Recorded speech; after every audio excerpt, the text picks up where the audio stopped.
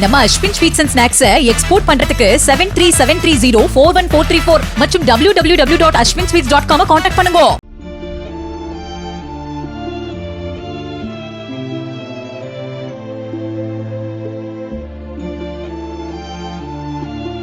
இஸ்ரேலின் முக்கிய சர்வதேச விமான நிலையம் மீது ஹவுதி குழு தாக்குதல் நடத்திய நிலையில் ஹமாஸிற்கு ஆதரவாக செயல்படும் ஹவுதி கிளர்ச்சியாளர்கள் மீது தொடர் தாக்குதல் நடத்தப்படும் என இஸ்ரேல் பிரதமர் நெதன்யாகு எச்சரித்துள்ளார்.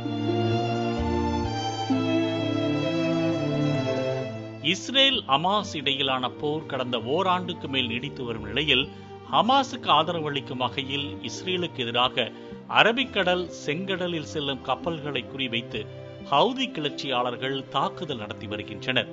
அது மட்டுமின்றி இஸ்ரேல் மீதும் அவ்வப்போது ஹவுதி பயங்கரவாதிகள் ஏவுகணை ட்ரோன் தாக்குதல் நடத்தி வருகின்றனர். இந்நிலையில் நேற்று டெல் அவீவ் நகரில் உள்ள பென் குரியன் விமான நிலையம் மீது ஹவுதி அமைப்பினர் ஏவுகணை தாக்குதல் நடத்தினர்.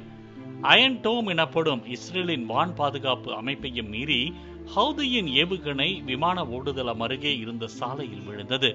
இந்த தாக்குதலால் அங்கு 25 மீட்டர் ஆழமான பள்ளமும் ஏற்பட்டுள்ளது. இஸ்ரேல் நாட்டின் மிகவும் பாதுகாப்பான பகுதிகளில் ஒன்றாக கருதப்படும் இடத்தில் இந்த தாக்குதல் நடத்தப்பட்டிருப்பது அந்நாட்டில் பெரும் பதற்றத்தை ஏற்படுத்தியுள்ளது. இந்த தாக்குதலில் 7 பேர் படுகாயமடைந்தனர். ஏவுகணை தாக்குதலின் போது டெல் அவீவ் பகுதியில் எச்சரிக்கை ஒலி எழுப்பப்பட்டதால் பொதுமக்கள் அலறி அடித்துக் கொண்டு விமான நிலையத்திற்குள் ஓடினர். கடந்த சில நாட்களில் இஸ்ரேல் மீது ஹவுதிகள் நடத்தும் 4வது ஏவுகணை தாக்குதல் இது என கூறப்படுகிறது.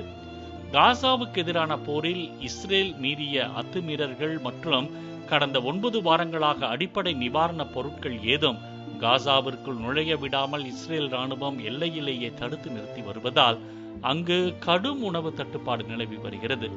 இதுவரை பசியால் 57 பேர் உயிரிழந்துள்ள நிலையில் 3500க்கும் மேற்பட்டோர் உயிருக்கு போராடி வருகின்றனர். எனவே இதனை கண்டிக்கும் விதமாக இஸ்ரேல் மீது ஏவுகணை தாக்குதல் நடத்தப்பட்டதாக ஹவுதி குழு தரப்பில் தெரிவிக்கப்பட்டதாக கூறப்படுகிறது. இந்த நிலையில் இதற்கு பதிலடியாக ஹவுதி மீது தொடர் தாக்குதல் நடத்தப்படும் என இஸ்ரேல் பிரதமர் நெதன்யாகு எச்சரித்துள்ளார். இது தொடர்பாக தனது ட்விட்டர் பக்கத்தில் வீடியோ ஒன்றை வெளியிட்ட அவர், ஹவுதி தாக்குதலுக்கு பதிலடியாக இஸ்ரேல் ஒரு தாக்குதலை மட்டும் நடத்தாது, மாறாக பல தாக்குதல்களை தொடர்ச்சியாக நடத்தும் என தெரிவித்தார். அதில் மேலும் பேசிய அவர், நாங்கள் அவர்களுக்கு எதிராக நடவடிக்கை எடுத்து வருகிறோம். கடந்த காலங்களிலும் நடவடிக்கை எடுத்துள்ளோம். எதிர்காலத்திலும் நிச்சயம் நடவடிக்கை எடுப்போம் எனவும் நெதன்யாகு கூறியிருக்கிறார்.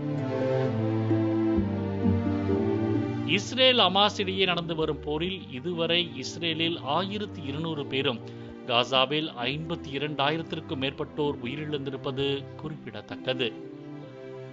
நம்ம Ashwin sweets and snacks export பண்றதுக்கு 7373041434 மற்றும் www.ashwinsweets.com கான்டாக்ட் பண்ணுங்க.